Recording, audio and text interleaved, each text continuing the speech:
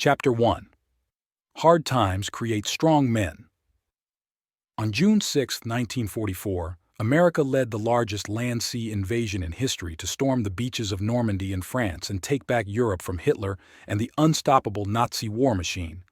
Young men, 15, 16, and 17, too young to fight, but lied about their ages to defend their country, crammed 36 at a time into rickety Higgins boats made of wood and metal, to fight an uphill battle against seasoned Nazi war veterans who had blitzkrieg across Europe and had violently brought Europe to its knees.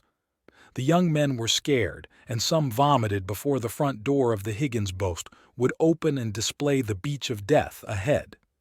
Their guns were wrapped in plastic to keep the gunpowder dry so they could still swim through the water and onto dry land and fire a bullet when the time came. Some of the boats exploded on water mines before reaching the shore, killing the young men inside. Some boats were riddled with machine gun fire before landing, tearing up the young men into a bloody box of death. Other boats would be strafed by Nazi planes while the bullets pierced through their bodies and sunk the boat, drowning them all inside. Some boats would reach the shore, where scores and scores of young men were mutilated by Nazi machine gun fire. Still, the young Allied men had to press on. They had to move forward. They had to storm the beaches and kill their enemies, or they knew that eventually the Nazis would storm their Allied beaches and kill them. It was us or them. 209,000 Allied men died that day taking the beach, and they didn't stop when their best friend was gunned down. They didn't stop when the rest of the platoon was lit on fire by a flamethrower. They didn't stop when their boat couldn't land and they had to swim to shore. They stopped it at nothing less than victory. I read a short poem online, and it read, "Hard times create strong men create good times create weak men create hard times." G. Michael Hopf. The poem struck me as I read it, as though it were manna from the mouth of God or divine truth. Truth lasts throughout history. Truth lasts the test of time. Lies and deceit fall away, but the truth always remains. This poem represents the circle of life, the cycles of history. What goes up must come down. The rise and fall of empires, the rise and fall of men, the rise and fall of power, which eventually gives way to weakness. The words are visceral. You can feel them in your guts. And even just the phrase, "hard times create strong men," appeals to anyone and everyone who has ever faced a hard time and had to be strong. Unfortunately, as I write these words, I believe that we are living in the "weak men create hard times" part of the cycle. A nation is born a Stoic and dies an Epicurean. Will Durant. Strength and success are born out of Stoic values. The Stoics elaborated a detailed taxonomy of virtue, dividing virtue into four main types: wisdom, justice, courage, and moderation. To have wisdom, justice, courage, and moderation is to be strong enough where one will defer his or her own happiness and pleasure for virtue. To the Stoics, virtue was more important than happiness in life. In contrast, Epicurean values stem from Epicurus. He believed that what he called pleasure was the greatest good, but that the way to attain such pleasure was to live modestly, to gain knowledge of the workings of the world, and to limit one's desires. This would lead one to attain a state of tranquility, ataraxia, and freedom from fear as well as an absence of bodily pain, aponia. The combination of these two states constitutes happiness in its highest form. Epicureanism is a form of hedonism. Source: Wikipedia. When pleasure, personal happiness, limited desire, modest living, knowledge without action, tranquility, absence of bodily pain, and hedonism take over, a weak man is born. As a millennial, I can say that my generation is certainly Epicurean in nature. We are indeed living in a time of weak men who create hard times.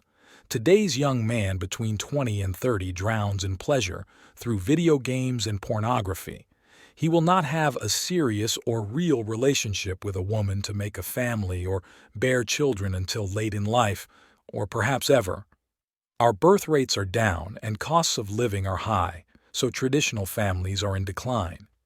Today's young man puts his personal happiness first, above all else.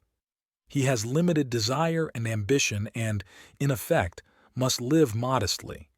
He is the most educated that a young man has ever been in history, but he takes little action to use his education to reach his potential in life. He has an absence of bodily pain, and we now have safe spaces and cry spaces on campuses to validate our generation's weak emotional fortitude. He is free to evade reality. He is free to unfocus his mind and stumble blindly down any road he pleases, but not free to avoid the abyss he refuses to see. Ayn Rand. My grandmother's generation, born in 1920s, lived through the Great Depression, fought in World War II, built a house and a family, and went on to be one of the most successful, virtuous, happy, and wealthy generations in history.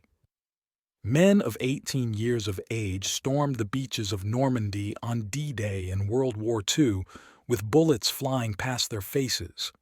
These men brutally killed Nazis in close quarters, combat with rifles, pistols, bayonets, shovels, helmets, and sometimes with their bare hands in the name of service and freedom to their families. In contrast, today's 18-year-old kids need cry spaces because their feelings are hurt. Where did all the strong men go? We don't have a great war in our generation or a Great Depression, but we do. We have a great war of the spirit. We have a great revolution against the culture. The Great Depression is our lives. We have a spiritual depression. Chuck Palahniuk, Fight Club. I'm not saying all millennials are weak. To be weak is to choose to be weak.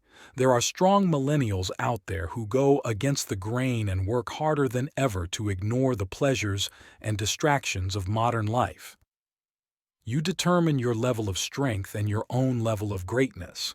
I am sad to say that we live in a time of weak men, and we will plunge into a very dark, very hard time ahead of us. This dark time of hardship will galvanize men and women to become strong, like my grandmother, who became strong living through the Depression and World War II, while other weak men and women simply won't survive. Strength and greatness are choices. Do not be tempted by pleasure and the distractions of weak men and women. If you want to be strong, it is time to rise up. This is your time to seize everything you have ever wanted. Such rampant weakness has created a huge gap in the market for you to fill, but it can only be filled by strength. Embark on an unforgettable journey through the captivating world of this book. Subscribe now to be the first to delve into the upcoming chapters.